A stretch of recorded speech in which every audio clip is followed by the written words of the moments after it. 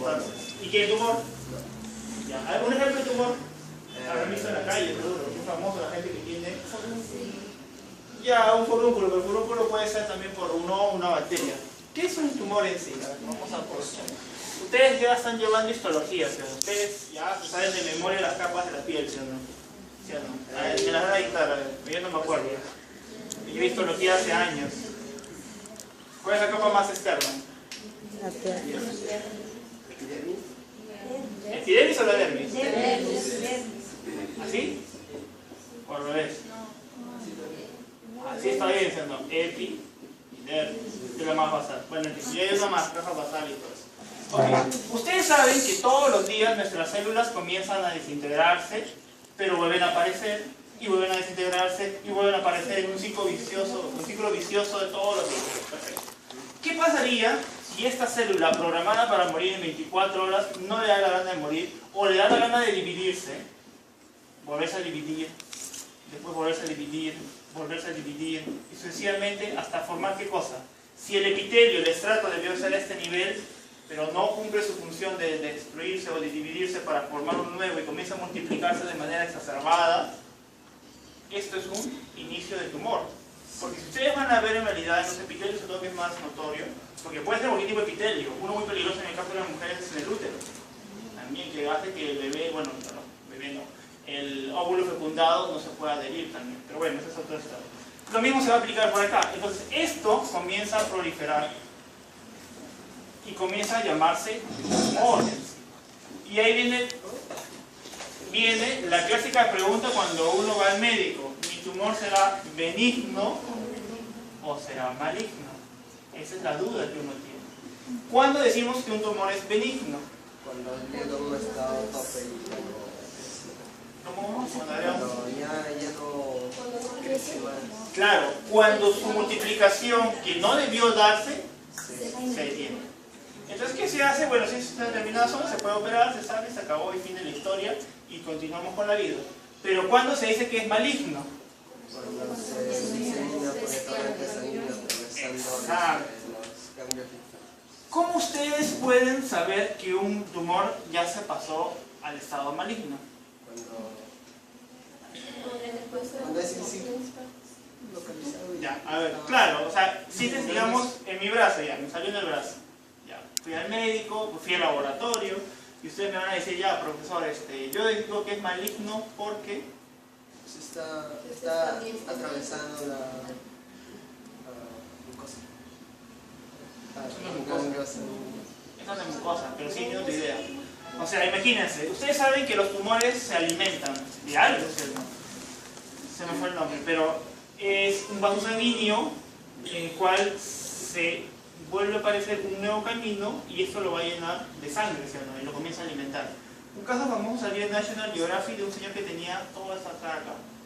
Y él tenía un tumor que era benigno hasta cierto punto, pero había hecho tantas arterias o tantos vasos sanguíneos de que si la operaban se iba a desangrar.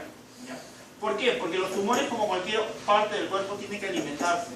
Y ellos eliminan una sustancia, que es justo lo que se me acaba de olvidar el nombre, que hace que si un vaso sanguíneo está a una determinada distancia, aparece uno nuevo. Es como si creara su propio camino de cómo alimentarse de la misma sangre, obviamente, de la persona.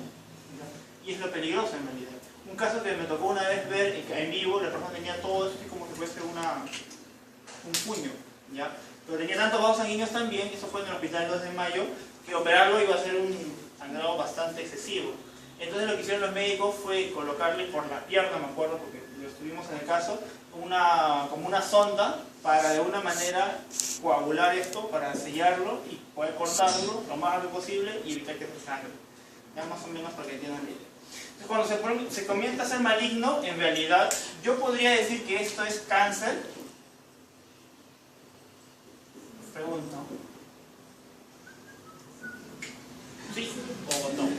Sí. ¿Cuándo digo que yo tengo cáncer de colon? Cáncer, no sé, pues, cáncer en el útero, en el ovario, cáncer en la boca, también es bastante feo en realidad. Cáncer en los testículos en los hombres. También. ¿Han visto alguna vez un caso de fotos de cáncer en testículo? ¿Saben que el cáncer en testículo puede volver loco al hombre? No porque obviamente se siente menos hombre, sino porque altera en realidad el sistema hormonal y en la persona se ha detectado casos en los cuales el cáncer aparece en el testículo y primero comenzó como tumor, se disemina y llega al cerebro. Y vi un caso de un paciente en el cual, bueno, chao testículos y chao la mitad del cerebro, porque ya había alterado toda esa parte. Y hablaba un poco incoherente. Estaba vivo, pero bueno, la era muy enferma. Entonces, básicamente cuando el tumor se comienza a diseminar justamente por los conductos que tiene vasos sanguíneos, podemos decir que es un cáncer en sí.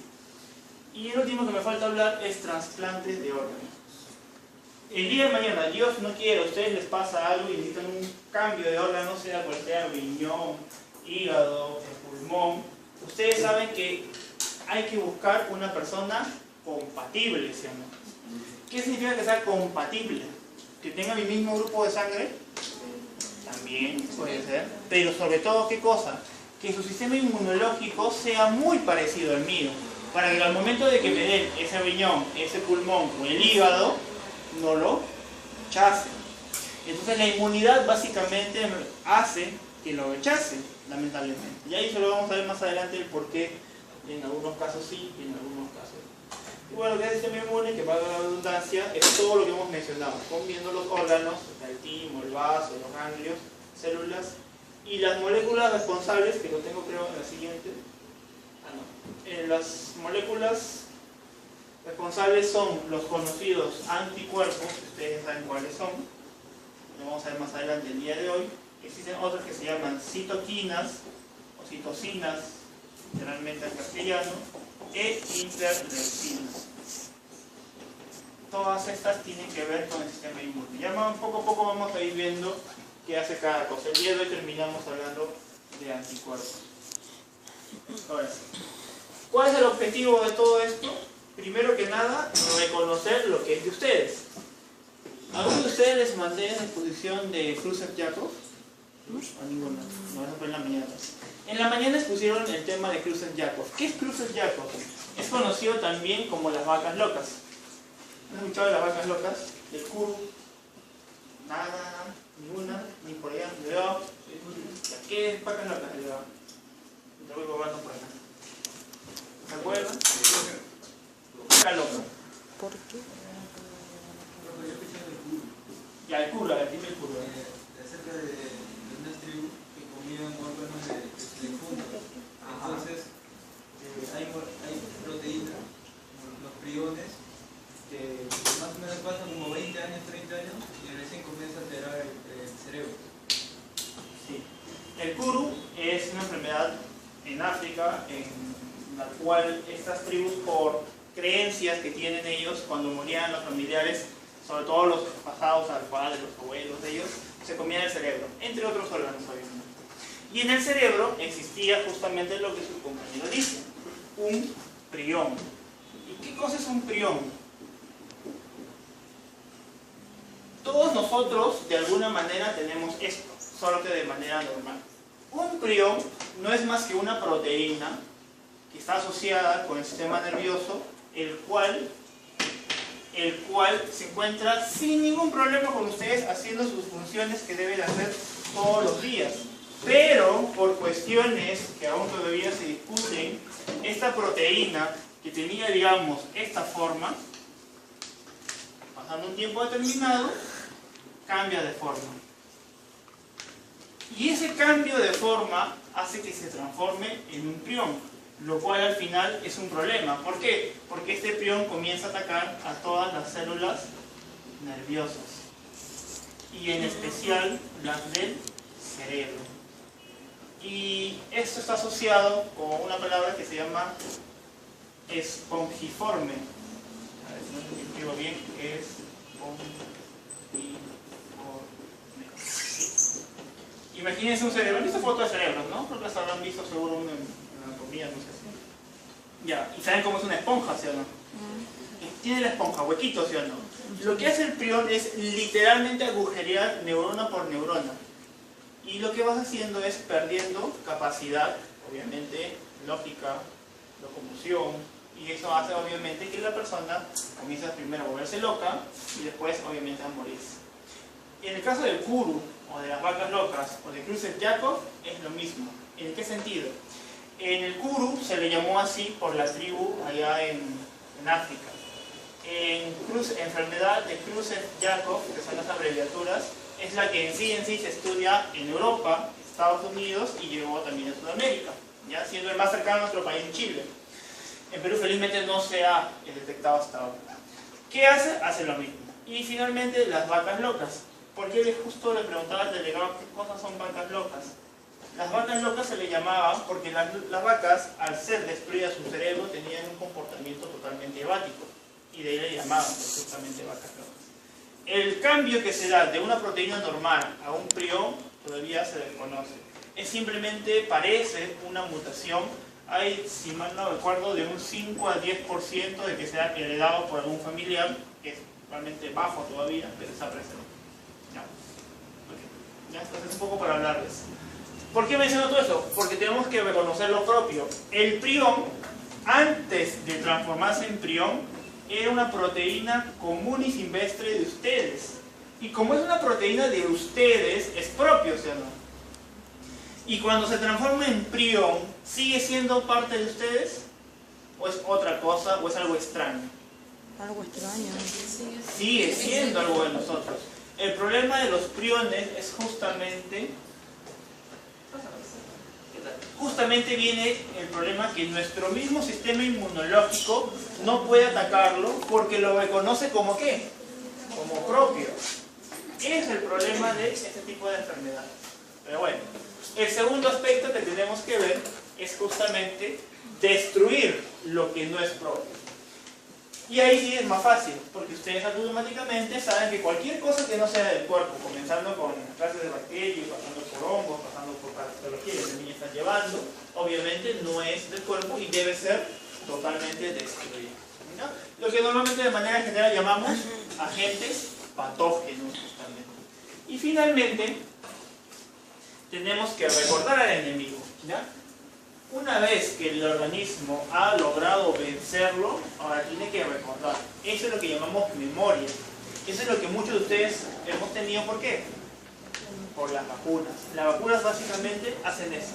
Que nuestro cuerpo reconozca lo que no es de nosotros, lo destruye y después lo va a recordar para que jamás se vuelvan a enfermar por ese agente. En este caso, por el tipo de vacuna. Papera, rubiola, hepatitis, hemos hablado, ¿ya? Entonces de esa manera nuestro organismo se puede acordar. Entonces hasta ahí, un poco más o menos, 3 factores importantes.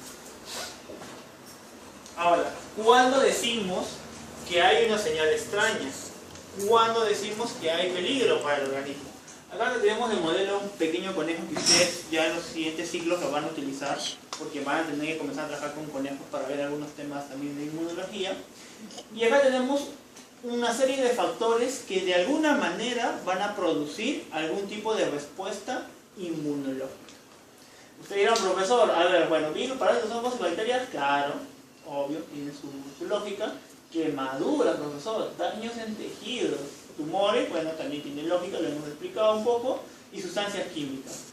Todos estos de acá tienen que ver básicamente con respuesta inflamatoria. ¿Qué pasaría si, por ejemplo, cojo el lapicero de su compañera, saco toda la tinta y se lo pongo en el brazo de su compañera? ¿Le va a pasar algo? ¿Va a convulsionar? ¿Va a morir? ¿Le va a arder? Le arderá. Depende de su sensibilidad, ¿sí o no? Se puede saber en la tinta del lapicero no es tóxica, ¿no? Ustedes se ponen ahí corazoncitos, el nombre, no sé, quién sangre, todo eso. Pero imagínense que el delegado me da un lapicero y en realidad tiene ácido sulfúrico. Entonces automáticamente, como es una sustancia química, va a haber una quemadura y una reacción inflamatoria, ¿sí o no? Eso es lógico, ¿sí o no? ¿Quién de ustedes, chicos, jugando pelota nunca los ha pateado? Han tenido un proceso inflamatorio también. Una pierna inflamada, un tobillo inflamado. Todo eso es daño de tejido. A veces creemos que la inflamación no tiene que ver con el sistema inmunológico, pero tiene mucho que ver en realidad, ¿ya? Y me falta ninguno, ya están todos, ¿ok? Porque tumores lo habíamos explicado también. Y más adelante vamos a mencionar quiénes son los encargados de destruir justamente. Ahora, si esa tinta de lapicero que su compañera yo se lo coloqué en el brazo, no le produce nada de reacción, entonces yo puedo decir que esta tinta no es un antígeno, porque no produce nada.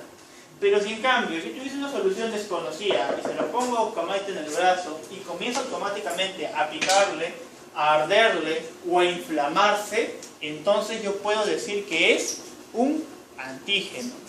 Un antígeno siempre produce una respuesta inmunológica, sea cual sea, ¿ya? Puede ser el ardor, puede ser la inflamación, pueden ser ácidos.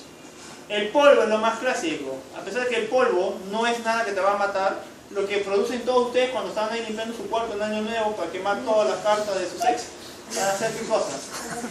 Que ustedes comiencen a estornudar, ¿sí o no? El estornudo es una forma de respuesta inmunológica. El moco que se le sale pero así, pero a llantos, también. Pero es verdad, ¿no? O sea, yo no sé por qué le asco. ¿Ya? ¿Sí o no vamos? ¿Quién nunca ha moqueado alguna vez? ¿Okay? Por ella o por él, pero bueno. Entonces, el tema después es ver que dentro de los antígenos que pueden existir, tenemos que ver qué tipo de agente es. No es lo mismo que te ataque un virus, te ataque una bacteria, que te ataque un parásito, por ejemplo. ¿Ustedes en qué tema van en parásito ya? ¿Ya pasaron malaria, dengue? ¿Ya pasaron ya? Ya, acá. No es lo mismo que te entre, por ejemplo, Plasmodium, a que te ataque, no sé, entamoeba. Cada uno produce ¿qué cosa? Diarrea. Diferentes sintomatologías, ¿sí o no? Uno va a sangre, el otro está en el intestino, entonces, pero es una respuesta inmunológica también, ¿ok? Tamaño, acá importantísimo, sobre todo en parásitos. ¿Ya pasaron fasciola hepática también? ¿Sí? No, todavía. No llega. ¿Saben más o menos qué es la fasciola hepática? ¿Lo han escuchado alguna vez? Es un parásito que se aloja en el hígado, por eso el nombre, ¿ya? ¿Y qué cosa va a hacer? El tamaño es tan grande que ustedes ya estarán sacando cuenta de que no hay forma de poder destruirlo en realidad. Y lo que el cuerpo hace normalmente es encapsularlo. Eso lo van a ver más en parásitos y lo vamos a empezar un poco acá. Y la complejidad química. Esto más entra en dos factores. En virus, porque hay virus envueltos, y virus envueltos, ¿ya? Y también dependerá si hay un agente químico. Por ejemplo, ustedes, por cuestiones de la salud, cuando entran en un laboratorio que analiza metales pesados y el efecto en la salud humana. Ustedes son el bioclínico, pueden analizar la sangre, ver cómo el paciente es más, tiene anemia, pero podrían ver que sus defensas comienzan a bajar. Y cuando ustedes preguntan al jefe, sí, lo que pasa es que estamos haciendo el estudio porque estas personas trabajan en minería. Y como trabajan en minería, están expuestos a mercurio, cadmio, arsénico, plomo, plata, aluminio, y obviamente tiene que haber un efecto. ¿Por qué? Porque son químicos. Ojo, estoy hablando como elementos, ¿ah? Ustedes saben que también los elementos se unen y forman complejos justamente que pueden ser más tóxicos ahora. ¿Sí? Entonces también ahora que está un poco el tema de la minería bastante grande. Y bueno, como lo señala la imagen acá un poco anecdótica, va a tratar de frenar cualquier cosa. Barreras naturales. Lo primero que ustedes van a pensar en barreras naturales, ¿qué es? Piel y mucosas. Es lo primerito. Y cuando hablamos de mucosa, hablamos de todas las mucosas. En el caso de las mujeres, inclusive la mucosa a nivel vaginal, ¿sí o no? Porque ustedes muy bien saben que hay parásitos también que entran por ahí, ¿sí o no? Ya pasaron también, supongo, esa parte, ¿no? Sí, no sé en qué van en parásitos. Y bueno, la parte que vamos a ver el día de hoy, que más nos enfoca, es sistema innato y adquirido. Que los nombres indican más o menos lo que va a pasar, ¿sí o no? ¿Sí? Por ejemplo, todos ustedes llegaron al instituto con algún conocimiento, ¿sí o no? Es un conocimiento innato que tuvieron antes de la institución.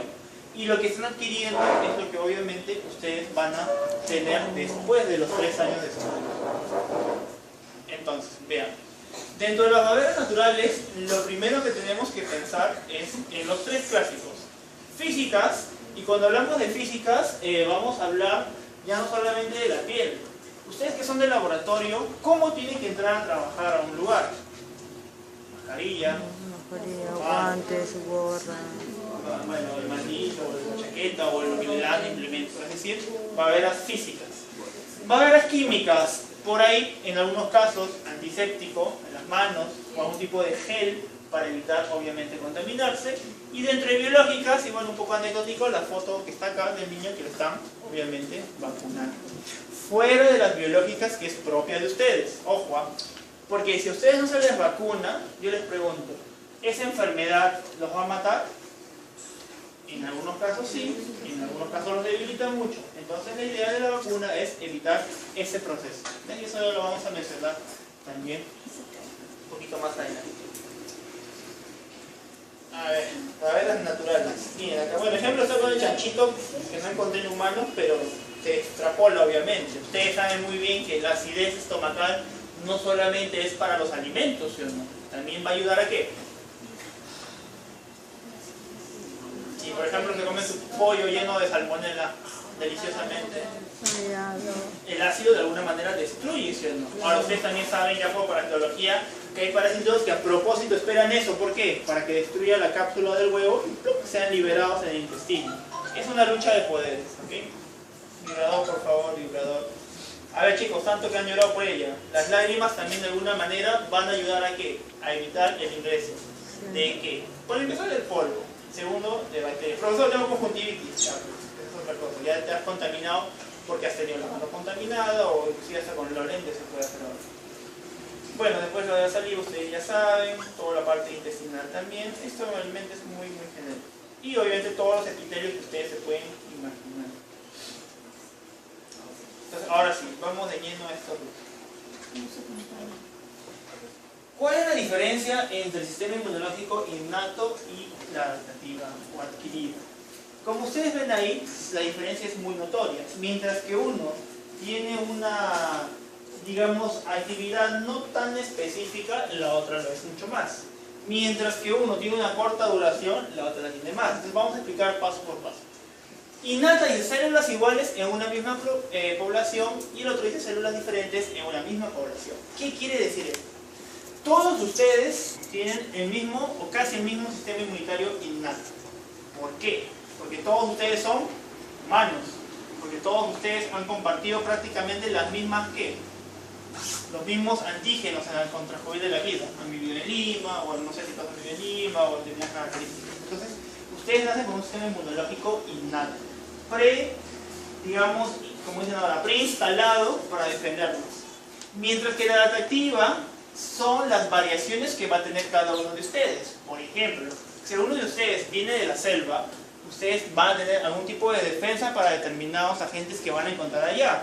Mientras que el que haya nacido en Lima y ha vivido solo en Lima, cuando vaya allá, es justamente lo que les decía, se va a enfermar. Porque no está adaptado a ese medio. Y viceversa. Si yo soy de la sierra y no tengo ninguno de los dos, piña pues. O sea, es una forma de adaptación. ¿Por qué digo células iguales y células diferentes? Todos ustedes tienen glóbulos blancos, ¿sí o no? Todos ustedes tienen linfocitos. Todos ustedes tienen linfocitos T, B, neutrófilos, ya. Es el grupo que todos comparten. Por consiguiente, es el mismo tipo de células, ¿sí o no? Para ambas poblaciones. Mientras que en el otro, las células se van comenzando a diferenciar y a ser más específicas. Voy a tomar dos casos, ya para que se me entienda. Ucamaita y el delegado Achati, ¿ya? Digamos que hasta el día de mañana han vivido toda su vida aquí en Lima. Y a partir de mañana se va a Estados Unidos y ahí lo mandamos a, no sé, a Tailandia. Lados muy distintos. Entonces, ambos se han ido con un mismo sistema inmunológico innato.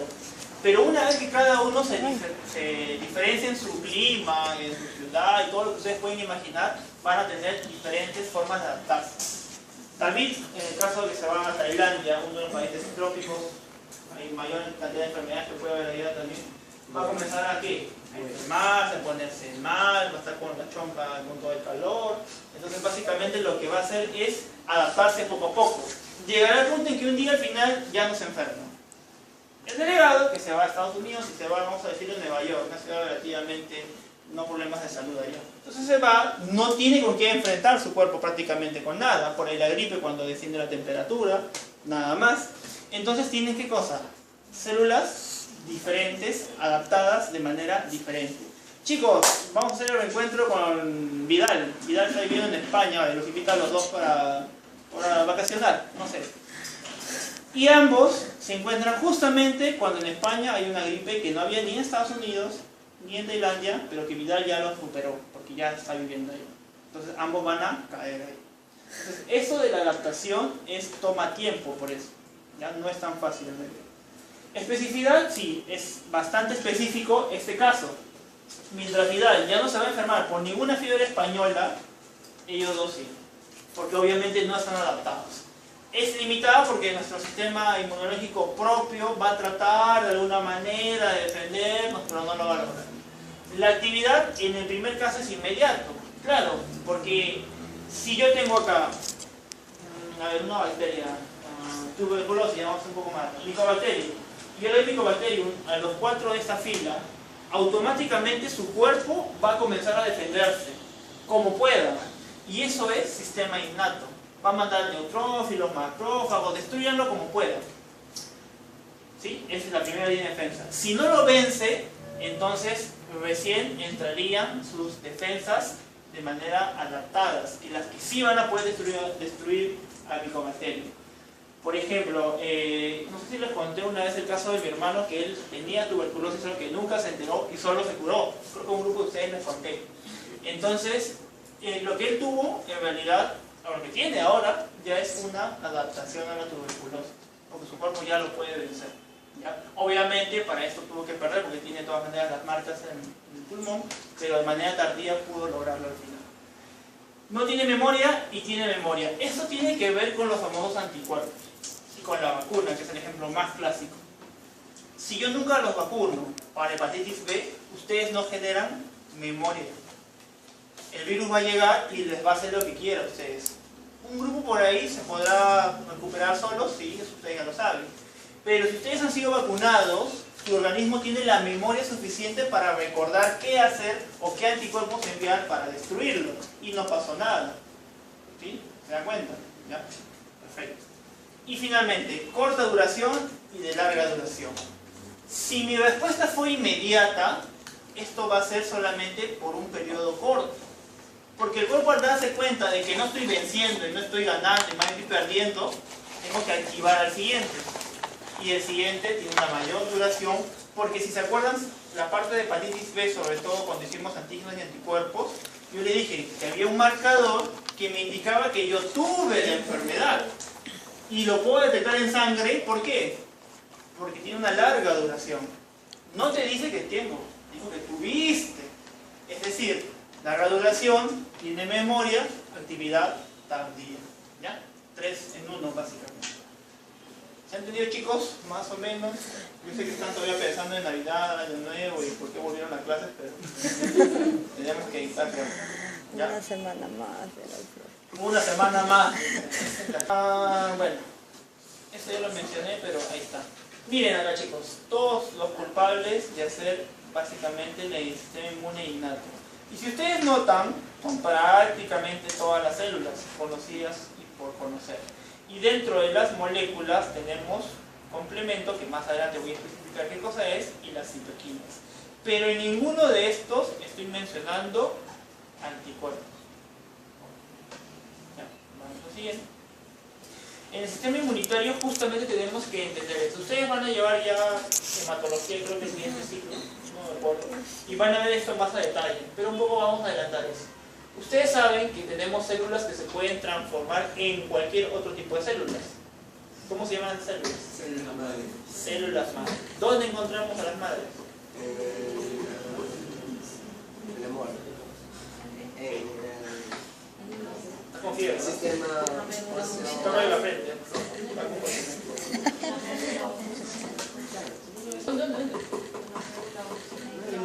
roja. En la médula ósea roja. Ah, en la médula. Ah, ya, no escuché. En la médula ósea. No, ¿dónde está eso? En los adultos están en los huesos largos, en las cepas.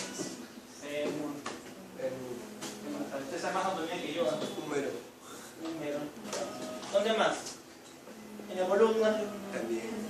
También fue importantísimo. Bueno, entonces ustedes saben que las células madres, conocidas como stem cells en inglés, conocidas como células pluripotentes, pluri significa mucho, potente, la acción que va a tener de transformarse, puede hacer cualquiera de estas, en realidad. Es por eso que al final, cuando se llevan hematología, bueno, ya les van a especificar cómo que cada uno se transforma. Pero de este grupo, ustedes dirán, profesor, yo veo por ahí un par que considero que no debería de estar dentro del sistema inmunitario. ¿Cuál? Eso me queda en la mañana, por lo menos, ¿sí? Fue una pequeña discusión. En la mañana me dijeron, profesor, estos dos, ¿por qué están en sistema inmunitario? A ver, lo que acordamos en la mañana fue, y yo también estoy de acuerdo, que los eritrocitos no tienen prácticamente función inmunitaria. Las plaquetas un poco sí, porque están ligadas con el proceso inflamatorio. Entonces tienen una ligación un poquito más tal vez. Este sí tal vez, ¿no? Pero si ustedes se dan cuenta, todas han salido de un mismo grupo celular, que es lo que tenían que ver el día de hoy. Después, obviamente acá son más conocidos, y los monocitos en realidad tienen a especializarse, es como graduarse en macrófagos o en células dendríticas, que veremos más adelante, que se llaman de esa manera por el tipo de órgano que van a ir, ¿ya? Es como su especialización, ¿ya? Y obviamente se gradúan como macrófago y dendrítica. Por el otro lado, en el grupo de los linfoides, que es más fácil de recordar porque solamente son tres, básicamente T, B y los famosos natural killer, ¿ya? Entonces esto es más fácil de recordar. Como siempre les digo, chicos, si no se acuerdan así de memoria, ponen estos tres y automáticamente todos los demás pasan al mieloide. Y como ustedes sabrán, mieloide está relacionado con las leucemias. Por eso normalmente las leucemias están a este lado de acá, ¿ya? ¿Hay leucemias a nivel linfoide? Sí, también hay. Acá está. Eso es lo que les iba a explicar brevemente.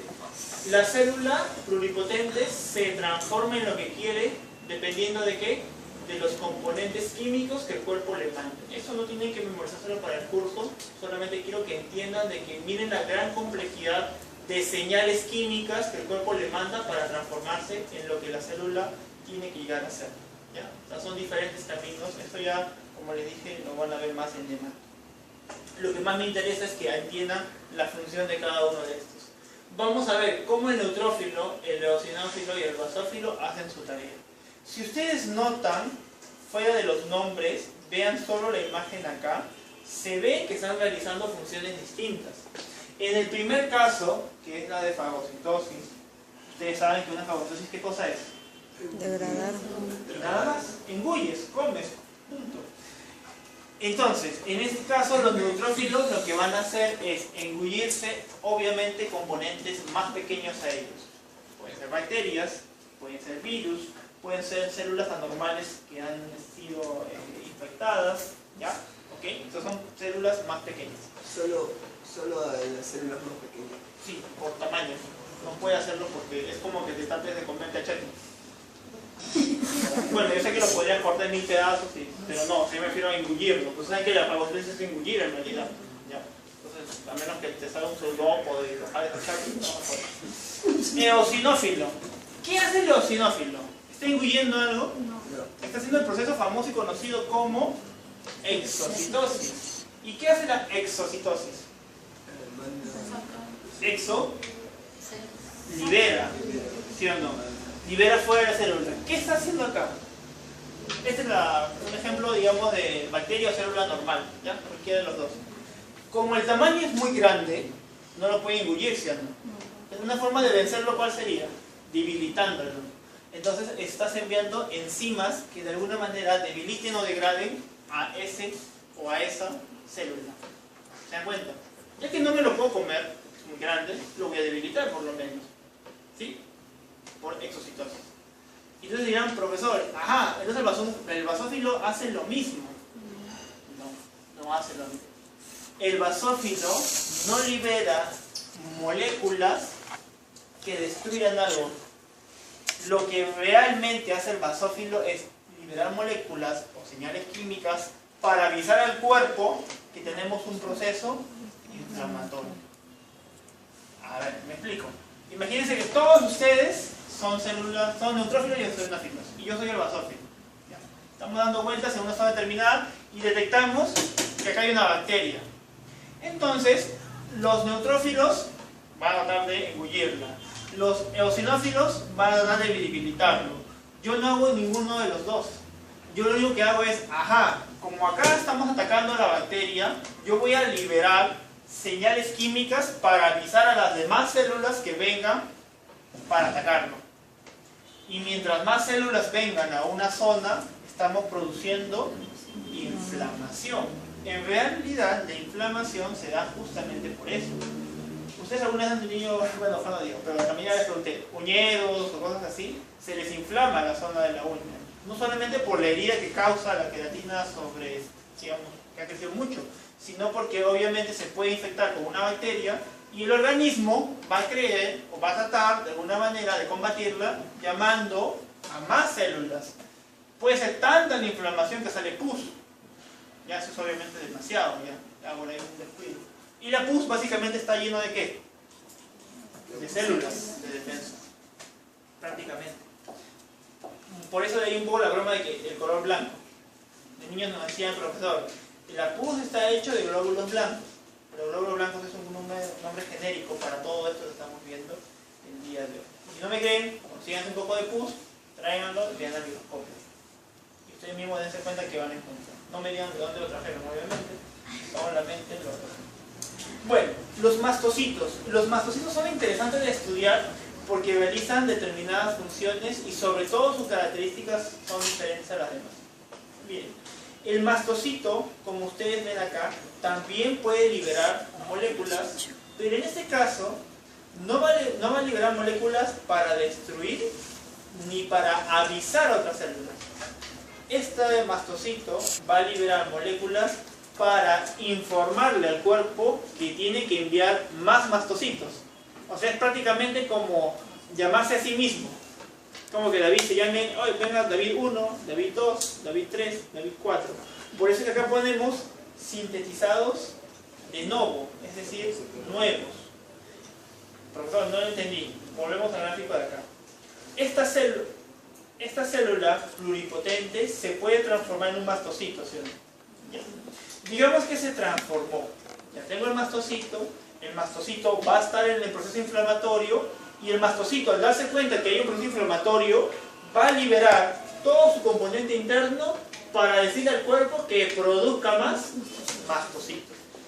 A diferencia del basófilo, que el basófilo liberaba las señales químicas para que vengan ellos dos. ¿Ya? O sea, el mastocito, vamos a decir, es hasta cierto punto egoísta. Quiero que vengan más de mi tipo. Y usted dirá, profesor, ¿para qué? Si ya tengo toda una batería de defensa. Volvemos a la imagen del mastocito. Y es porque justamente este mastocito tiene receptores que van a ayudar a detectar justamente que me están atacando. Si ustedes recuerdan, ¿qué cosa es el receptor acá? Son proteínas que tenemos en la membrana que me van a detectar un posible peligro. ¿Ya? Si, por ejemplo, este fuese el receptor de la membrana del mastocito y esto de acá fuese un virus, parte de un virus, y lo detecta automáticamente, entonces ¿qué va a hacer? La señal de alarma, ¿sí? Me están atacando, hay algo extraño, ¿qué es esto? Vengan, hagan, destruyan, maten, porque al final el sistema inmunológico hace eso. Nada. Este de acá, lentamente. La fagocitosis que ustedes todos conocen en realidad no es solamente fagocitosis. Tiene que haber dos pasos previos, quimiotaxis y lo que es opsonización, o más conocido como adherencia de manera simplista. A ver, quimiotaxis. ¿Se acuerdan que yo mencioné las señales? Que el basófilo mandaba señales para que vengan las demás células. Ya. Eso es quimiotaxia. Enviar señales y que las células vengan. Nada más, no se hagan problemas. Quimiotaxia es eso. Digamos que nosotros nos morimos de hambre, estamos cansados, hace calor. Entonces no sabemos si hay gaseosa. David se va a ver si hay gaseosa y manda un mensaje de texto a todos. Son señales para avisarles que hay lo que ustedes quieren. O no hay gaseosa, bueno. En este caso la célula avisa al cuerpo que tienen que venir. Eso es quimiotaxia. ¿Ya? Quimio obviamente ya saben por qué. Una vez que sucede esto y que llegan todos a atacar, va a haber la parte de opsonización. La opsonización es cuando yo tengo, como ustedes ven ahí lo de color verde, esto de acá es como si fuese una bacteria. Lo voy a explicar acá. Acá está la bacteria. Y la bacteria, miren, el neutrófilo está al costado de la bacteria, pero no lo detecta. Es ciego ante él. No sabe que está a su lado. ¿Cómo se da cuenta de que está la bacteria? Porque vienen unas proteínas más pequeñitas que se llaman opsoninas y que estas se adhieren a la bacteria. Y Y una vez que estas se pegan a la bacteria, recién ahí el neutrófilo se da cuenta de que todo lo que está pegado a la proteína es algo que tiene que engullir, que hacer fagocitosis. Por eso que ustedes ven, miren, no tiene nada haciendo, por de limpio, no lo detecta. Vienen las opsoninas, se pegan en la bacteria y ahora sí son detectadas por el neutrófilo. Y una vez que son detectadas, simplemente le queda hacer fagocitosis. Nada más. ¿Sí? ¿Se entiende? Creo. ¿Y las opsoninas de dónde salen? Ah, ya. Las opsoninas pueden ser anticuerpos o pueden ser justamente los complementos que yo les dije. Son proteínas que simplemente están buscando algo en que adherirse. Y cuando lo logran, eso va a ser detectado. ¿Qué pasaría si la opsonina estuviese dando vueltas, digamos, y no hubiese bacterias? La opsonina llega al receptor, el neutrófilo lo encuentra, pero como ve que la opsonina está sin nada pegado, la suelta y sigue. Es una forma en la cual el organismo ha evolucionado para que estas proteínas encuentren cosas extrañas y así se puedan detectar. Lo mismo hace el anticuerpo, porque vamos a ver más adelante que existe el complejo antígeno-anticuerpo, cuando ellos automáticamente encajan, y también es una forma de ser detectado. ¿Ya? Lo vamos a ver un poquito más adelante. Y una vez ya está la ingestión y la digestión y se acabó la historia. Hemos terminado y ha destruido, o está destruyendo, perdón, ahí a la bacteria.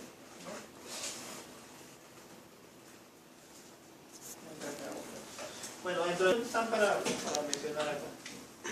Esta parte es la que me faltaba, monocitos y macrófagos. Las células presentadoras de antígeno están relacionadas con estas dos moléculas. Bueno, al final es el mismo tipo de célula. El monocito prácticamente lo que va a hacer es presentar al antígeno. Un poco más. A ver, imagínense lo siguiente. Imagínense que este de acá es un virus. ¿Ya? Yo soy el monocito.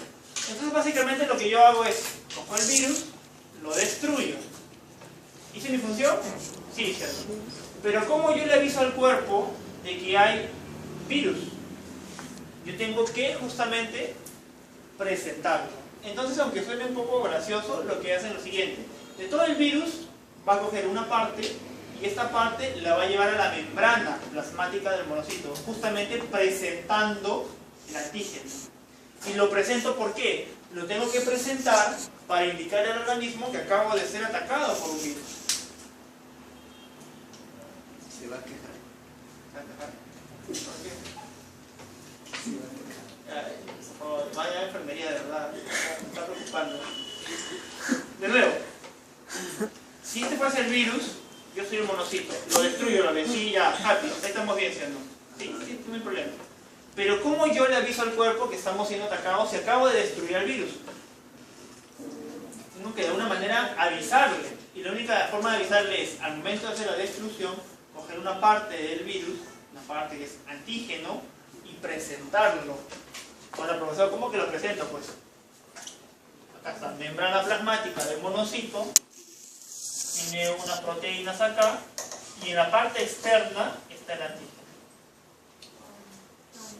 Y lo presenta, por eso les digo, lo presenta. Entonces, van a venir otras células y van a decir, oye, tú tienes un antígeno. Y si lo detectan, esto quiere decir que mi cuerpo está siendo atacado, justamente. Entonces van a liberar más producción de células. ¿Dónde se puede realizar en realidad? En cualquiera de estos. ¿Ya?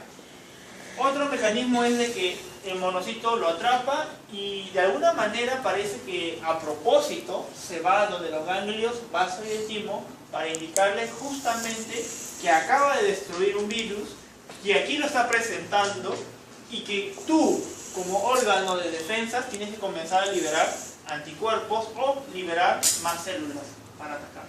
¿Ya? Por eso le salió el famoso nombre de células presentadoras de antígenos. ¿Ya? Y bueno, acá está. No es que el linfocito sea el antígeno, sino el linfocito es el que espera que le avisen eso. Más adelante vamos a ver que el linfocito T y el B en realidad se llevan fácil el trabajo, porque ellos solamente esperan el momento adecuado en que los demás les avisen que estamos siendo atacados para liberar o anticuerpos o liberar los linfocitos T. ¿Ya? Básicamente es lo que vamos a ver Dentro de poco ya. Estamos entrando a ese tema. ¿Se entendió, por favor, chicos? Sí. Alguien que tenga dudas. Profe, y natural killer. Ya, ahorita vamos a ir. Pero todavía falta. Esto se lo dejé al final porque el nombre es más interesante. ¿Ok? Bueno, vamos. Dentro de los neutrófilos, bueno, ya hemos mencionado algunas de sus características y bueno, ahí está lo que les mencionaba. Son los productores justamente de pus. En temas bacterianos. Acá hay dos tipos, ya esto ya lo vamos, bueno, lo van a ver cómo es, pues. Práctica no lo ven. Esta parte sí es importante. Los eosinófilos, como ustedes ven, están relacionados con las alergias. Entonces, si el día que les toque hacer un análisis de recuento de células de defensa y encuentran por ahí que los niveles de eosinófilos están alterados, no necesariamente va a ser porque hay una infección bacteriana o porque hay un parásito, puede ser porque la persona tiene problemas de alergia. Y cuando hablamos de alergia, no solamente piensen en polvo, también hay personas que son alérgicas a medicamentos. Entonces, si está tomando un medicamento que produce de alguna manera un efecto secundario como alguna alergia, es normal que los eosinófilos se encuentren elevados.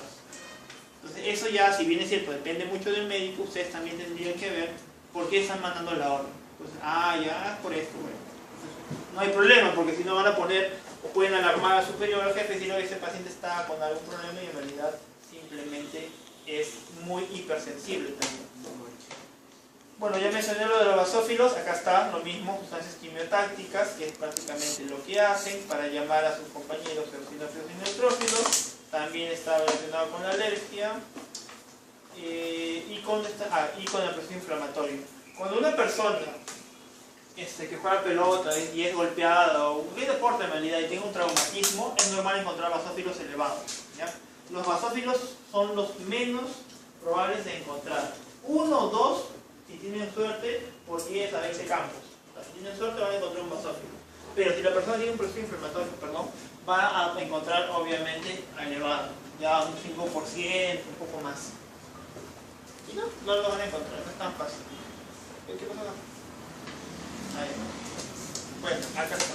Y ya para entrar en la parte de linfocitos T, antes de irnos al break, vean acá. Tenemos el timo y tenemos la médula ósea, justamente que mencionaba su compañero. Ser desarrollados al nivel del timo, mientras que los linfocitos B van a ser liberados a partir justamente de su maduración en la médula ósea. Son los de los linfocitos B quienes se encargan de liberar ¿qué cosa? ¿Qué es IgM, IgG, IgA, IgE? ¿De acuerdo? Inmunoglobulinas, comúnmente llamadas anticuerpos. ¿Ya? Y acá está, justamente lo que mencionaba. Todo lo que tenga que ver con células, defensas de células humorales, defensa del sistema humoral, tiene que ver con linfocitos B. Si es celular, con linfocitos T. ¿Cómo así? Vamos a ver ahora. Ya está. Los linfocitos T en realidad tienen una característica muy parecida al neutrófilo, es decir, buscar y destruir también, hacer lisis, fagocitosis. Okay. Pero el linfocito T necesita en algunos casos ayuda de células que le van a producir anticuerpos también. Por eso es que T y B siempre se estudian al mismo caso, o al mismo tiempo casi. Tenemos dos tipos de linfocitos T. Los helper, en castellano algunos textos lo transforman como ayudadores, ¿ya? Aunque está mal traducido porque bueno, pero lo ponen así. Y los linfocitos T, que son los citotóxicos. ¿Okay? Si yo hablo de un linfocito citotóxico, automáticamente tengo que pensar en una célula que va a hacer destrucción. ¿Por qué? ¿Qué significa tóxico? Obviamente tiene que haber un daño. Y si estoy hablando de cito, estoy hablando de nivel celular. Porque en siguiente los linfocitos T, C, básicamente lo que hacen es destruir células que ellos están buscando. Ustedes saben que célula diana es la célula en la cual ellas se van a dirigir a hacer el trabajo. Puede ser una célula anormal, puede ser una bacteria, puede ser un virus, puede ser una célula que está infectada por un virus, es decir, una célula específica dependiendo de la función que está haciendo en ese momento. Y los de acá, básicamente, ellos son los que se comunican con los linfocitos B para que liberen anticuerpos. Mientras él va destruyendo, él le dice, oye, libera anticuerpos para tener básicamente la ayuda por ambos lados. ¿Okay? Entonces, se hace un trabajo en conjunto. Y acá están los linfocitos B justamente. Imagínense lo siguiente, yo tengo mi linfocito B que va a comenzar a multiplicarse. Ustedes saben que las células se dividen, acá vemos toda la división que hay, y eso se le denomina proliferación clonal. Ajá, ¿qué quiere decir esto? Si yo tengo un linfocito B, como lo vemos al inicio, y ese linfocito B encuentra un antígeno, automáticamente va a liberar anticuerpos para contrarrestarlo. Perfecto. Pero entonces, si eso está haciendo, lo más lógico es de que haya más antígenos, ¿cierto? Porque me están atacando. ¿Sí? Ya. Pero una sola célula se podrá dar abasto para cientos o hasta miles de antígenos. No, ¿cierto? Entonces, ¿qué hace el cuerpo? Le dice, bueno, ok, tú te vas a comenzar a dividir. Y como ustedes saben que la división celular en nuestras células es mitosis, ¿la mitosis qué hace? Una célula se divide en dos exactamente iguales a la anterior, ¿cierto? Por consiguiente, si el linfocito de acá tenía los anticuerpos específicos para este antígeno, su descendencia también. Entonces ya no tengo un producto de anticuerpos, tengo un montón. Y comienzo a producir anticuerpos, y comienzo a destruir. Y acá está. Básicamente lo que yo quiero es sintetizar anticuerpos. Un grupo de estos se van a dividir, pero ya no para producir, sino para guardar la memoria inmunológica. Porque, como ustedes saben muy bien, si una célula se divide, no va a vivir eternamente, ¿sí o no? Entonces tiene que tener un respaldo, y ese respaldo son las células de memoria. Ajá, y ahora sí, el natural killer. ¿Alguien sabe por qué le llaman natural killer? Claro, la traducción es asesino natural, ya. Pero ¿alguien sabe por qué le llaman así? Sí, todo. Son las células de defensa que no tienen piedad con nada ni con nadie. En su momento, cuando se estudió los natural killer por primera vez, los científicos estaban un poco en duda si era un linfocito T o era un linfocito B. ¿Ya? Y como no era ni uno ni lo otro, y por eso yo les coloqué una clasificación antigua, no B, no T, al final, por las características que vamos a mencionar ahora, se le llamó natural killer, que es básicamente lo que ellos hacen. Son las células por excelencia para lo que es destrucción, ¿ya? Son las malas de la película, como dicen. Miren la imagen que tienen a su lado izquierdo. Tenemos el natural killer de color medio celeste, azul, bueno, y al costado de turquesa tenemos células. En el caso superior es una célula normal, una célula sana, pero en la parte de abajo es una célula anormal, es una célula posiblemente de un tumor, por eso disponemos, ¿ya? Entonces, ahí se dan cuenta de la diferencia que hay, no solo en forma, sino en qué. En los receptores. Ustedes al comienzo de la clase, cuando hablábamos acá, lo dije y nadie me preguntó, sí, me pasó también decirles, ¿cómo el cuerpo se da cuenta de que esta proteína es mía? Exacto, porque tiene receptores que nuestro cuerpo detecta. En este caso, la célula normal tiene los receptores normal y el natural killer los detecta, ¿cierto? Como todo es normal y todo es felicidad, no hay ningún problema. Los detecta y el natural killer lo va a saludar y se va a ir, porque es una célula normal. Pero cuando ve que no encajan los receptores, él automáticamente va a decir, ah, no, tú no eres una célula normal. O sea, no le importa, no le interesa si es una célula tumoral o no. Simplemente al ver que no es normal la unión de los receptores, lo va a destruir. Se une y automáticamente va a hacer lisis a la célula. ¿Ya? O sea, no le importa nada. Puede deberse a que haya un mal funcionamiento de la célula, puede deberse que la célula ha mutado, puede deberse que la célula está infectada, etc, etc, etc. Al natural killer no le importa. Al final lo único que quiere hacer es lisis celular. Punto. Y de ahí salió su nombre. Como no le interesaba más que eso, ya, natural killer. Los dos grupos de células más, digamos, susceptibles a los natural killers son los tumorales y las infectadas por virus. Es por eso que ya hace muchos años atrás se decía que cuando una persona tenía tumores internos, una buena idea sería aumentar el número de natural killers, porque obviamente destruirían pues, al tumor.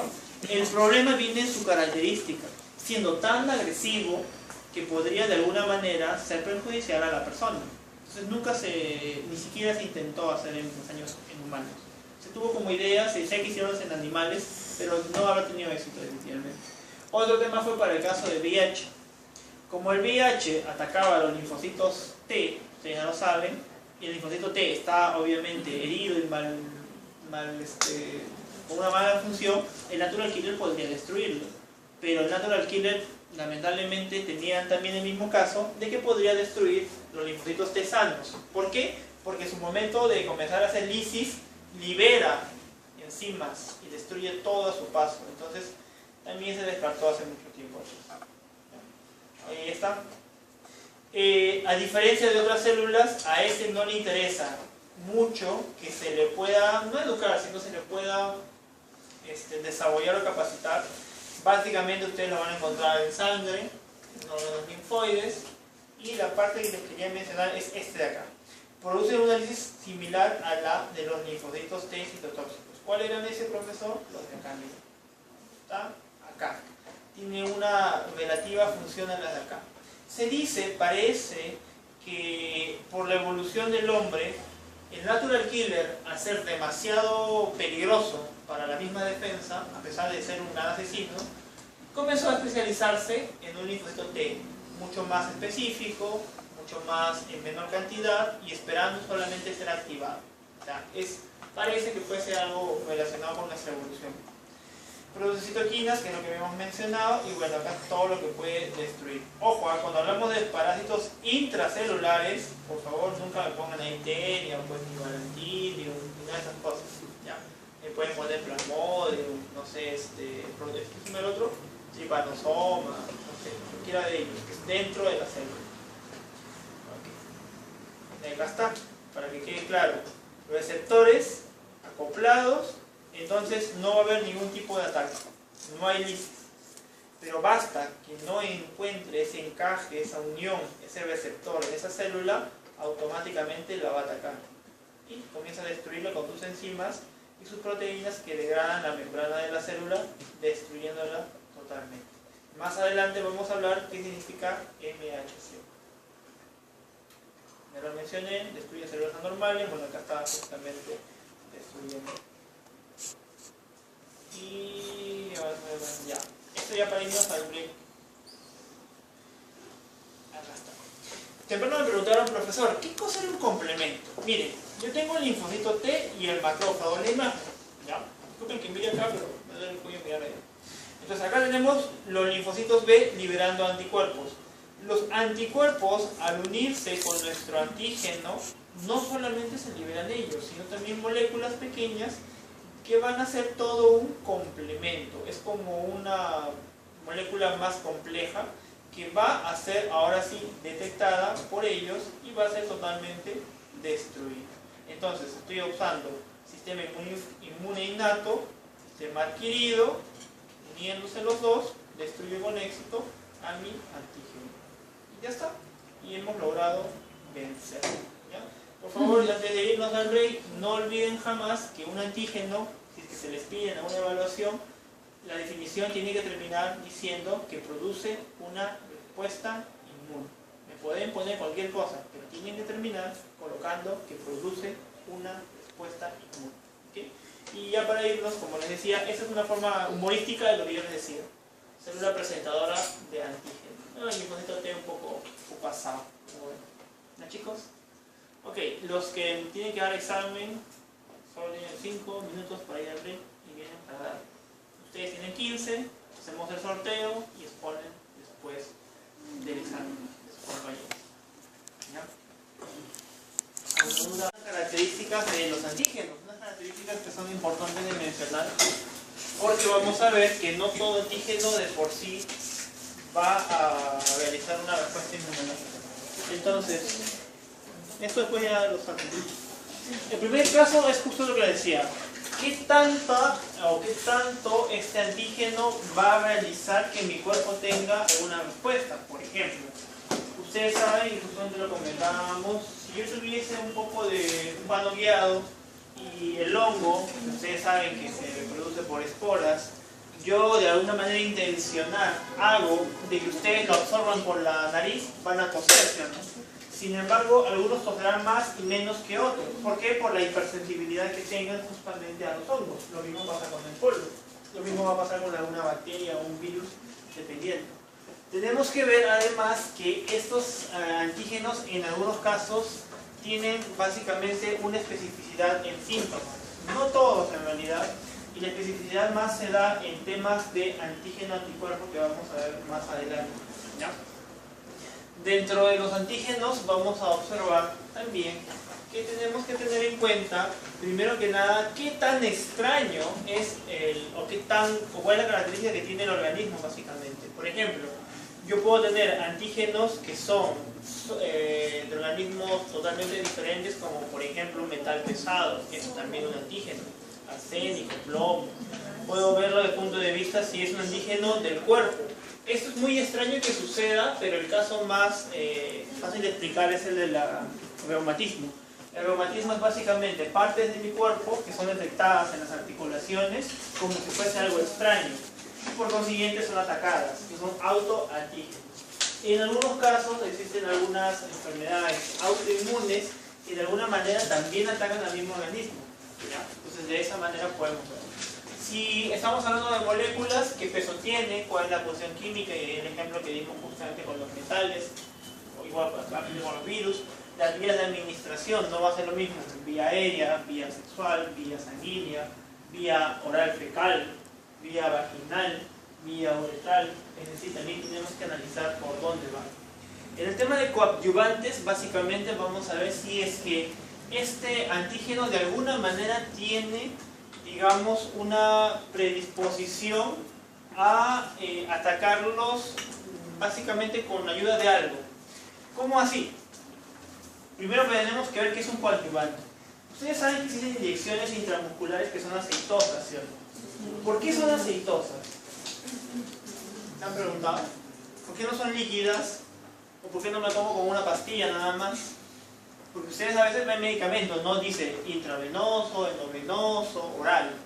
Normalmente cuando es intramuscular es porque tiene un coadyuvante, es decir, el medicamento que va a hacer efecto en ustedes tiene un coadyuvante que en este caso es la densidad que va a hacer que poco a poco el medicamento vaya entrando en su organismo.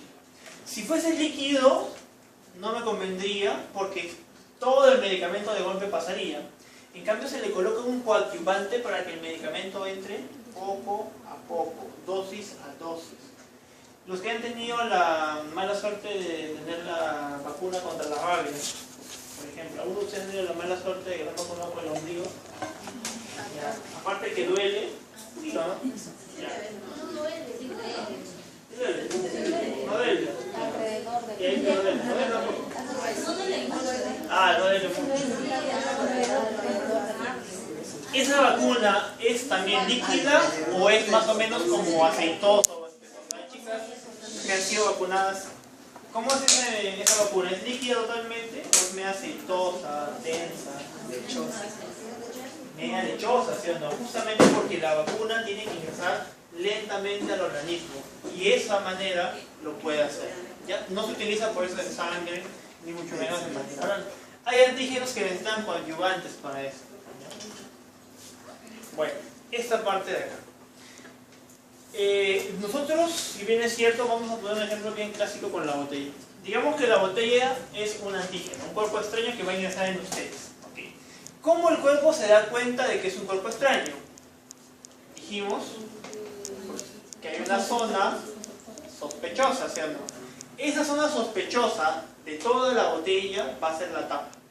¿Ya? ¿El receptor? No, el receptor estaría en la célula. Sí. Es donde va a entrar. Ya. Sí, señor. La zona sospechosa del antígeno se le llama epítopo. El epítopo es la parte que va a reconocer mi célula como sospechoso, como extraño. ¿Sí? Es decir, Toda la botella es extraño para cada cuerpo, ¿cierto? Pero esta es la zona de la tapa, la cual me va a identificar que es un antígeno. Entonces, si la célula tiene un receptor acá y la tapa se une acá, la tapa es el epítopo del antígeno. Es decir, es la parte que detecta como si fuese extraño. ¿Sí? Más o menos, ¿no? ¿De nuevo? No. Ya. Ese es el antígeno completo, ¿ya? Completo.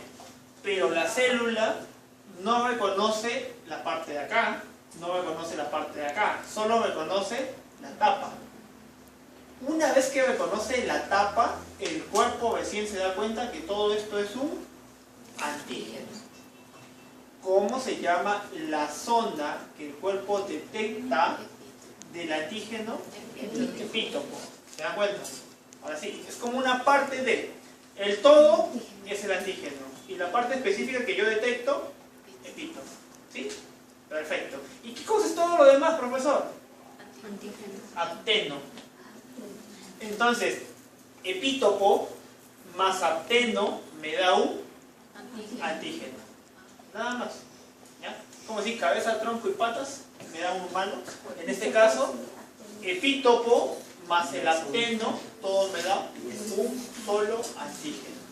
Pero ¿qué cosa es el epítopo? Es la parte que detectamos que es algo extraño.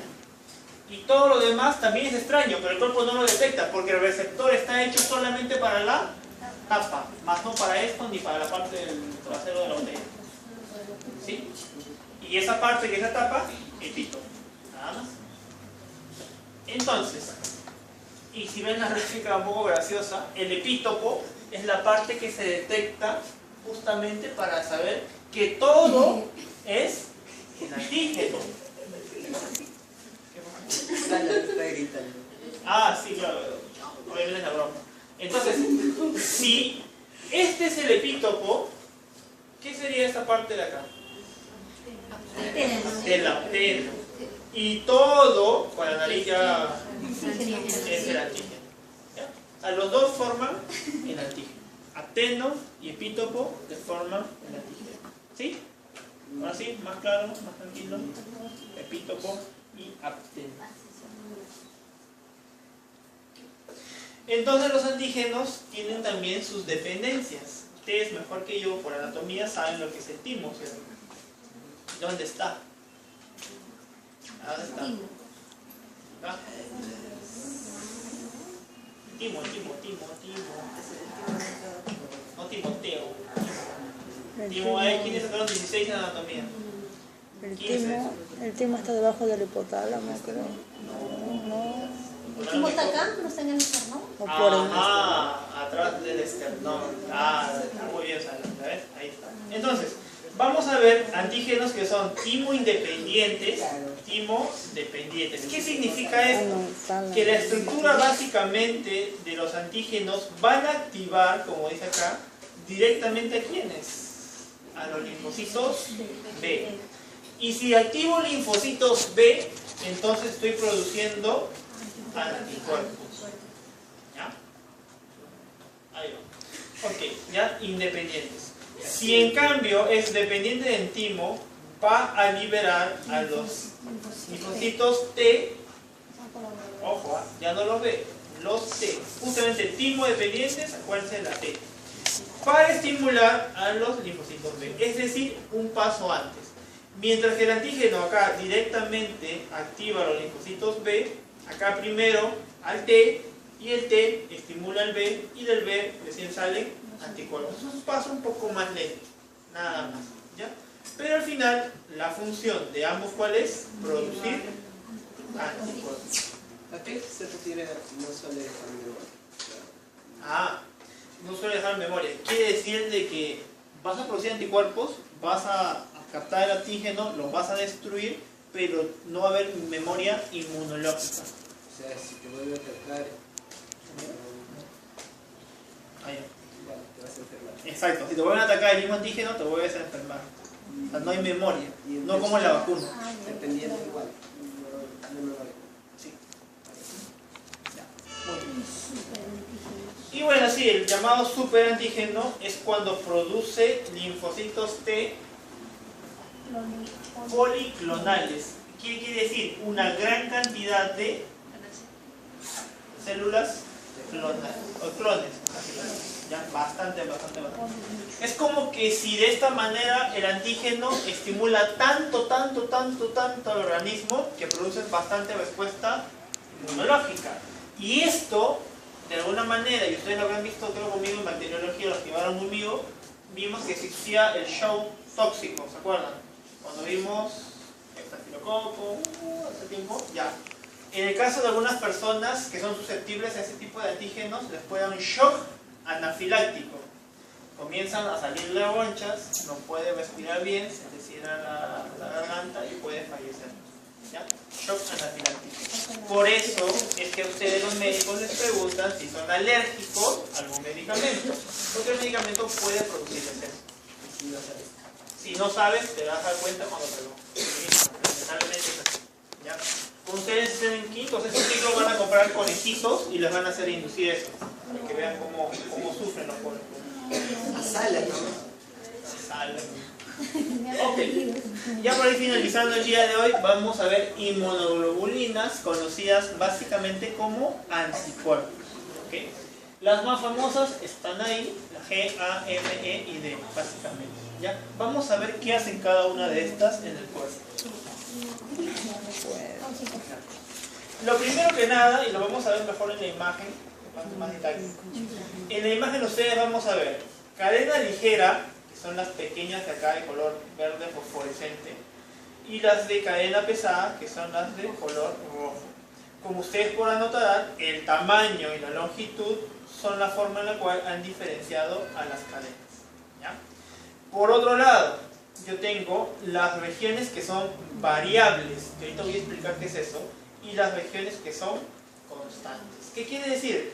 Que casi toda la parte del anticuerpo, en realidad, como ven ustedes, de color azul, es constante, sea A, sea M, sea D. Pero esta parte de acá va a variar. ¿Y por qué creen, o por quiénes creen que va a variar? Por el antígeno, exacto. Tiene que variar porque si una cosa es que me detecte virus con envoltura, una cosa es que me detecte virus sin envoltura, una cosa que sea un parásito, una bacteria, un protozoario y así sucesivamente. ¿Se dan cuenta? Esta parte por eso tiene que ser variable. Porque si fuese constante, solo detectaría un tipo de antígeno y ustedes todos los días los atacan diferentes antígenos.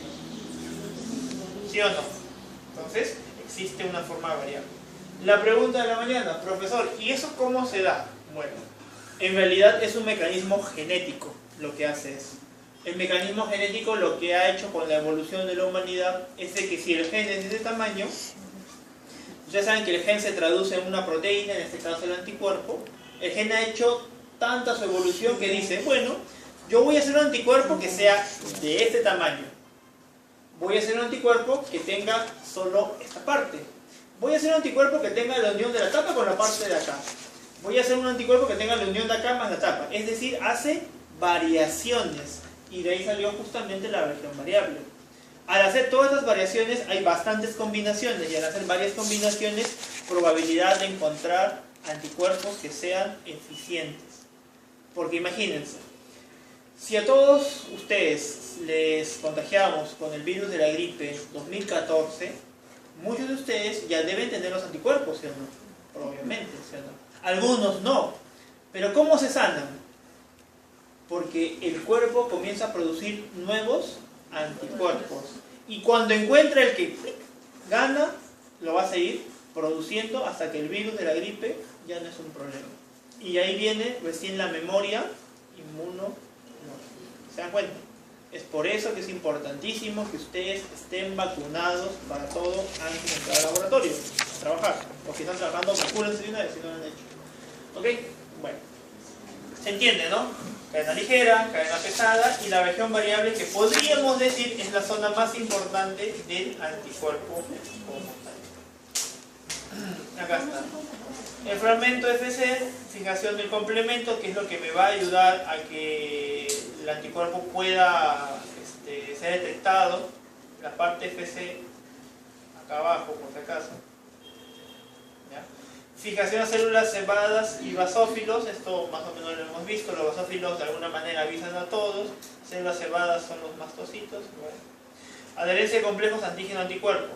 Una vez que el antígeno está en esta zona, acá o acá, detectado, entonces estamos hablando del complejo antígeno-anticuerpo. Y obviamente ellos dos van a ser incluidos por una célula más grande, en este caso el macrófago. ¿Ya? Si un poco tienen la duda de cómo era, es básicamente lo que vimos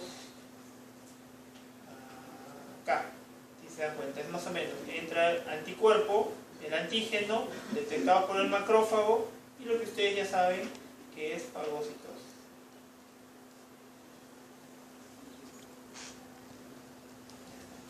Unión a pieza de transporte, este en el caso de la inmunoglobulina A, que es una inmunoglobulina secretora, en realidad en las mucosas se encuentra bastante en la nariz, por si acaso, te lo vamos a mencionar de nuevo.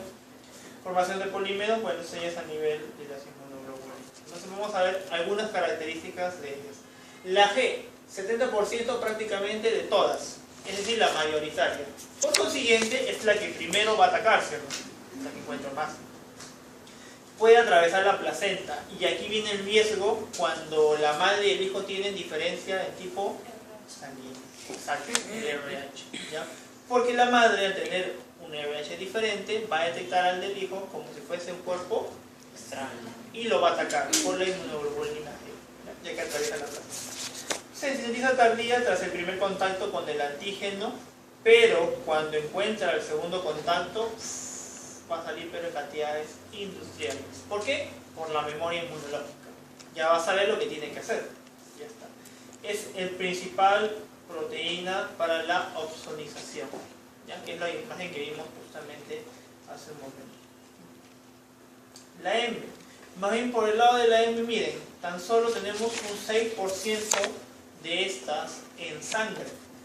Como características de formar el complemento, como ya lo habíamos mencionado, también tiene la opción de hacer opsonización, valga el tema, pero este tiene una predisposición por ¿quiénes? Por bacterias y por virus que tienen envoltura.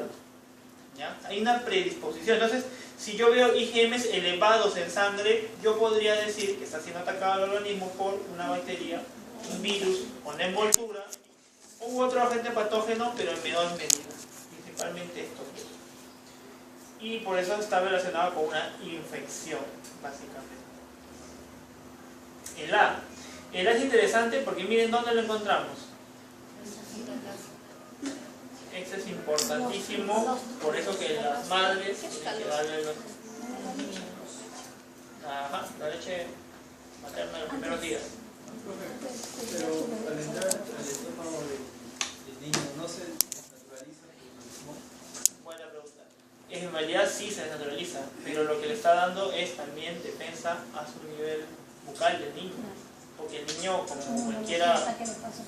Claro. O sea... bueno, la respiratoria, será la mucosa, lo que les decía, y la parte gastrointestinal y genitourinaria. Se dice que la IgA es en realidad una inmunoglobulina que ha evolucionado para estar como en cualquier tipo de mucosa en realidad. ¿Ya? Entonces, por eso es que si ustedes ven todos esos lados, en realidad estamos hablando de bastante cercanía con el medio externo, a diferencia de otras. Porque la inmunoglobulina no sale por la piel, lo máximo, y en el caso de la A es por mucosa. ¿Qué más? Ah, ya está. Básicamente igual tienen una cierta defensa inicial hacia lo que son virus y bacterias y pueden penetrar básicamente en el plasma para identificar patógenos también. Entonces, a ver, si yo estoy hablando de mucosa respiratoria y el paciente está resfriado, lo más probable es que yo pueda encontrar inmunoglobulina A también un poco elevada. Lógico, resfriado de invierno es muy normal. Y la E es la que está relacionada básicamente con las alergias. Este dato de los mamíferos, creo que por acá lo puse, en realidad cumple para todos los anteriores, ¿ya? Pero también está colocado acá. Y este sí es un poco más específico para parásitos. Entonces, si alguno de ustedes en teoría, tuviese una tenia, probablemente la inmunoglobulina E sale también un poco más elevada. O sea, hay sospecha, pues, obviamente el médico junto con la clínica ya va a discernir si es o no, ustedes simplemente le van a dar el dato. Tenemos reportado IgE elevado. El médico ya con lo demás va a comenzar a saber qué es. Pero también se ha encontrado que está asociado a mastocitos, eosinófilos y basófilos. ¿Ya? Por consiguiente, estas células también son importantes. Después, acá está, bueno, lo mismo que acabamos de mencionar, parasitosis, básicamente. Cuando hablamos de parasitosis, cualquier tipo de parasitosis, sobre todo cuando producen inflamación, básicamente. Tenia produce inflamación por el escolio, que ustedes saben, en la zona donde se une. Cisticerco peor todavía. Así que vemos por ese lado. Y ya para ir finalizando, miren, las diferentes funciones que podemos observar de los anticuerpos para diferentes tipos de componentes, básicamente. Optimización, todos prácticamente. Reconocimiento de antígenos, obviamente esto lo hemos visto en linfocitos B, por eso es que es la memoria inmunológica. Neutralización de antígenos. Cuando hablamos de neutralización, no estamos hablando de lisis, solamente estamos hablando que lo detecta y evita que siga atacando. Por eso acá ponemos toxinas y algunos virus. ¿Okay? Activación del complemento, IgM y IgG. Citotoxicidad, que también ya en este caso sí va a haber destrucción. Activación y regulación del mismo anticuerpo en sí. Finalmente el tema de las mucosas que hemos mencionado.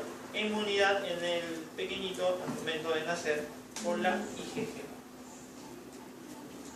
Y acá está, neutralización, opsonización, miren cómo lo bordea para que sea fagocitado, y activación con el complemento. Miren acá el complemento hace que se vuelva más complejo y ya está. 3 formas principales. Hasta acá una pausa de 5 minutos para terminar haciendo lo que es. Monoclonales. Ya algo mencioné una vez, pero vamos a darle un énfasis más hoy día y con esto ya acabamos la clase de hoy. Ya. Chicos, un anticuerpo monoclonal, como el nombre lo indica, está producido o hecho por un solo tipo de célula, nada más. Por eso le llaman monoclonal.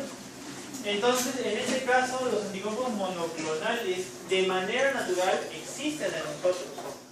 ¿Quiénes son los que lo realizan? En este caso, los linfocitos B. Perfecto. ¿Se acuerdan que en algún momento dado yo dije, este linfocito B detectaba un antígeno y producía anticuerpos, pero solito no podía, entonces tenía que dividirse para tener más linfocitos B y producir más anticuerpos? Y yo les dije, este tipo de linfocito es el mismo, porque división de mitosis son células iguales todas.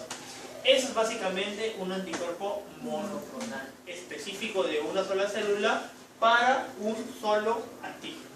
No puede equivocarse, es decir, si tengo antígeno A, solo y solo detectado por el anticuerpo de este monoclonal.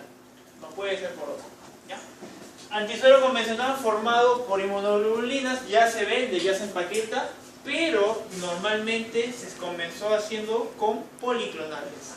Cuando todavía la forma de poder purificarlos no era la adecuada, se comenzó con lo más fácil, que era obtener diferentes anticuerpos. ¿Ahí? ¿Qué pasa? ¿Qué pasa? Diferentes anticuerpos de diferentes tipos de células. ¿Ok? Entonces, ¿cuál es la diferencia entre un policlonal y un monoclonal? Los policlonales, como ustedes ven, es una mezcla de diferentes tipos de anticuerpos que originan de diferentes tipos de células. Poli, obviamente. En cambio, estos son literalmente lo que decimos puro de puro. ¿Ya? Variación, exacto, en los policlonales existe una variación porque hay diferencias entre ellos. Mientras que acá, ni uno. Es copy-paste, es lo mismo, no hay variación. Irrepetibles.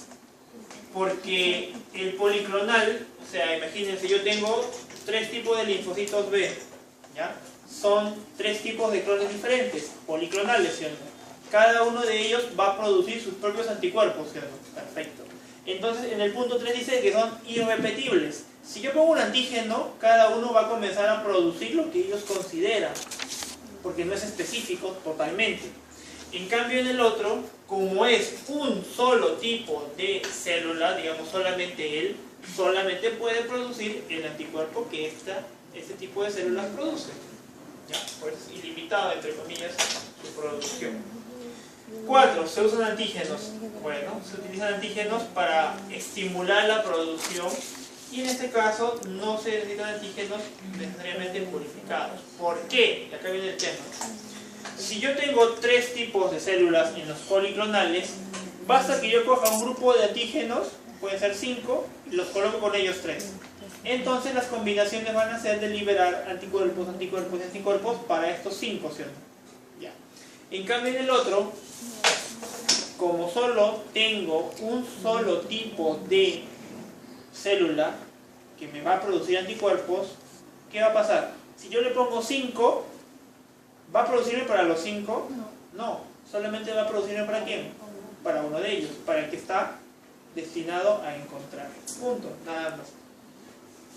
Bueno, reconocen varios epítopos, ya saben que es un epítopo, ya saben. ¿Ya? Acá son muy específicos, es decir, vamos por el otro lado. Digamos de que estos ahora son los antígenos, ¿ya? Cada uno tiene su epítopo y este es el anticuerpo. En el otro caso, este mismo anticuerpo puede detectar los dos, porque no es específico, ¿ya? Reconoce varios epítopos. En este caso no, solo va a detectar o el azul o el negro, jamás a los dos. Es como si nunca se equivocara en realidad. Fácil producción, claro, porque es meter todo hacia la madre y que salga todo lo que tú quieras. De hecho acá hay una producción un poco más compleja por ese caso, ¿ya? Un solo tipo. Baratos, bueno, si la producción es fácil, costo es barato. Y finalmente si la producción es más compleja, el costo obviamente se eleva. Como nota importante, porque es una, en realidad ellos fueron los ideales, los que comenzaron el trabajo, Kohler y Milstein, son los que comenzaron a hacer todo lo que anticuerpos monoclonales ya en el 75 y en el 84, casi 9 años después, se les da el premio Nobel justamente por las investigaciones en este campo. ¿Ya? ¿Y acá está? ¿Cómo se genera un anticuerpo monoclonal? Miren, tenemos un batoncito que se inmuniza, ojo, ya ustedes saben que es inmunidad, con el antígeno que ustedes quieren tener, o bueno, perdón, detectar. Ya está, entra. El pobre batoncito, sus células B van a comenzar a hacer el trabajo, producen los anticuerpos para este antígeno. Ojo, estos anticuerpos son para este antígeno. ¿A nivel de dónde? Del vaso. ¿Okay? Por el otro lado, utilizamos una característica de ¿qué? Mieloma, ven todos, ¿no? Mieloma. ¿Qué es un mieloma? Exacto, es una célula que está produciendo altas reproducciones, ¿ya? Cancerígenas. Y hacen a propósito la unión de estas células del vaso con estos mielomas. ¿Para qué? Para formar un hibridoma, es decir, células que tengan características de ambas. Cada una de estas células del vaso va a tener la mitad de su composición del mieloma, por lo que al final lo único que le queda hacer, en este caso al investigador, es separarlas. Y como ustedes se dan cuenta, cada uno de estos grupos es un tipo de célula diferente. Por consiguiente, yo puedo producir anticuerpos monoclonales de cada uno de estos, porque no van a ser iguales, ¿sí o no? Por eso los colores diferentes. En este caso, el ejemplo coge el color amarillo. Una vez que cogen el color amarillo, que ya es la fusión de todo, vamos a comenzar a ver qué generan los anticuerpos que yo voy a querer para este antígeno. ¿Cómo lo pruebo? Fácil. Yo tengo acá 5 tipos de células, 5 tipos de anticuerpos monoclonales, ¿cierto? ¿Sí? Ya. Entonces el antígeno lo pongo en cada uno. Si acá no detecta, no me sirve. Si no detecta, no me sirve. Y así sucesivamente hasta que detecta uno. Entonces este es el grupo de células que yo voy a utilizar para producir más anticuerpos monoclonales. Y se acabó la historia. Los demás los puedo desechar o utilizar para otros antígenos, pero este es el que a mí me va a servir para el antígeno de estudio. Profesor, ¿y de qué me sirve de que lo haga un animal si no somos humanos? Imagínense que vieron el kit de la fiebre amarilla del MINSA que presentaron su compañero. Perfecto. Ese trabajo sí comenzó haciendo esto. Tenían acá antígenos de la fiebre amarilla, inyectándolo en animales, y lo que producían eran anticuerpos monoclonales para el virus de la fiebre amarilla. Y es así como se genera el kit después de casi 10 años de investigación. Imagínense. Ya no es tan fácil también, por eso el costo y todo eso. En este caso, como es un kit peruano, el Estado asumió el costo y el Estado lo brinda. Si no, imagínense lo que tendríamos que pagar por 10 años de investigación. Inmunizar un ratón, acá todo lo que hemos mencionado, y al final eso es lo que yo quiero.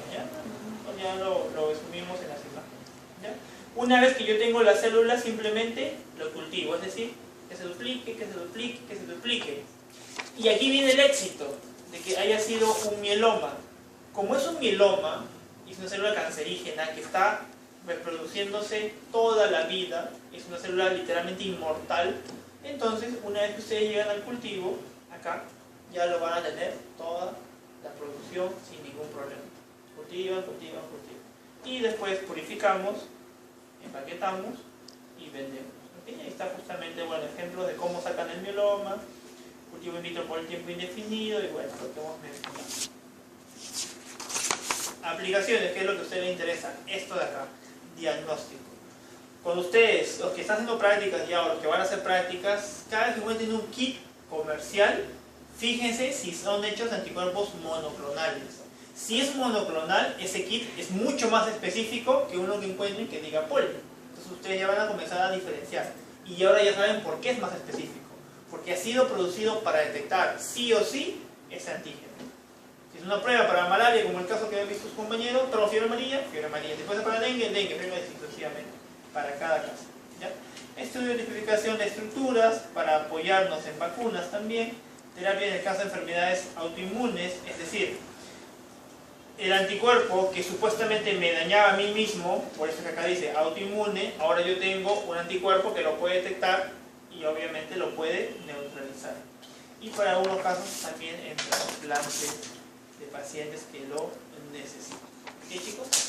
Por eso hemos acabado el día de hoy. La próxima semana ponen los que ya saben y me quedo con los alumnos que tienen que rendir su prueba escrita pendiente. ¿Ya? Y voy a devolver los exámenes